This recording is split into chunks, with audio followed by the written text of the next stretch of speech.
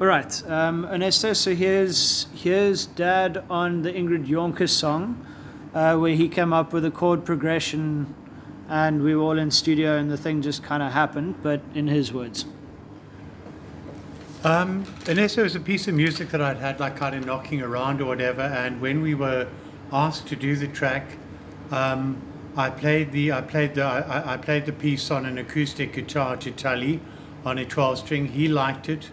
We added in a little turnaround, and then the band basically just kind of just stepped in, and everyone just started playing lovely parts. And Jonathan played some great solos in it, and I think that the reading that Neelan did was just absolutely fantastic. He just really got very deeply inside of the I think of the piece, which is of course a very somber, very poignant, and a very sad piece, and in a way symbolized Falling Mirror, symbolized quite a few of us in the band who've had our own struggles with these kinds of issues as well. Some of us have survived, some not.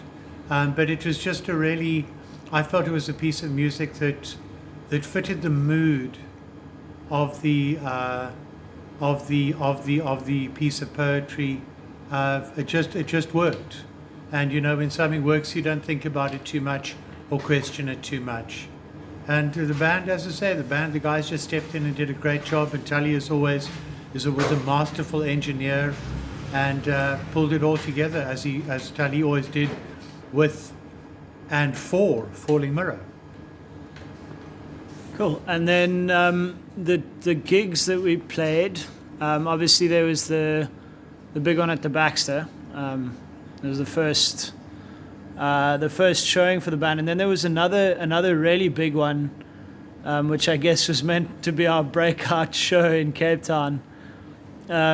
Was we played at Duval Park, sharing a bill with Freshly Ground, for about 5,000-6,000 people.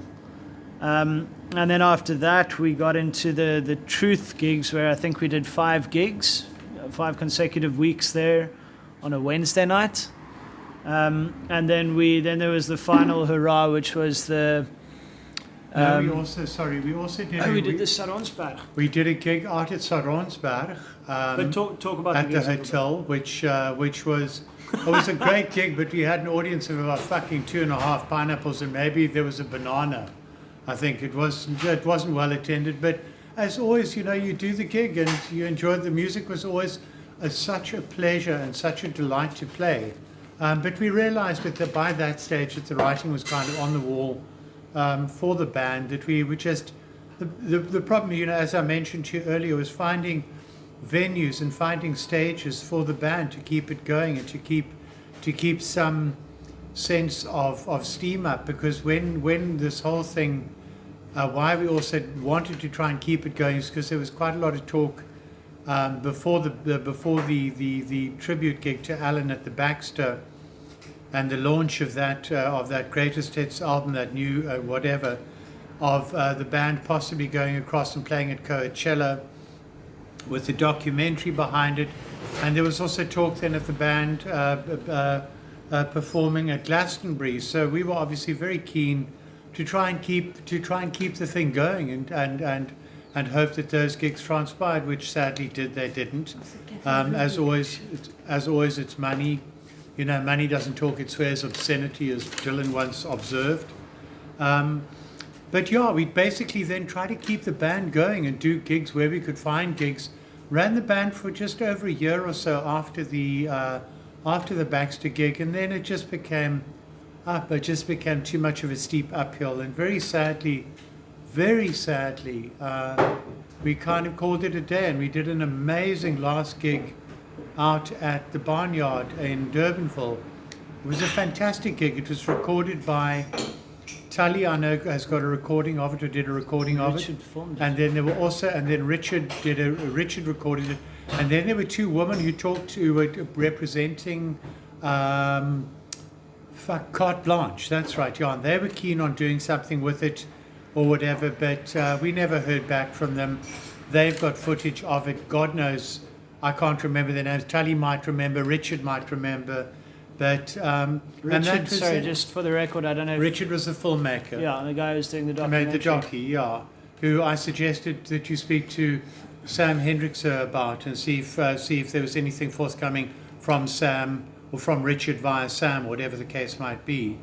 And I know it was very poignant because it was a fucking great gig that we did. It was a really great gig. And the saddest thing is that I remember Tim Fall saying to us backstage afterwards, "Fuck, guys, you know, is there no ways you can keep the band going?" And I just said to him, "Tim, Fucking for you what? know, Christ, we've given it our best fucking shot, and this is the story of, frankly, it's the story of South African music in a fucking nutshell. I'm very sad to say, but what I have also said, and I will say it again, is that he went out on fire. And you know, Neil Young once observed, it's better to burn out than to fade away. My, hey. Cool.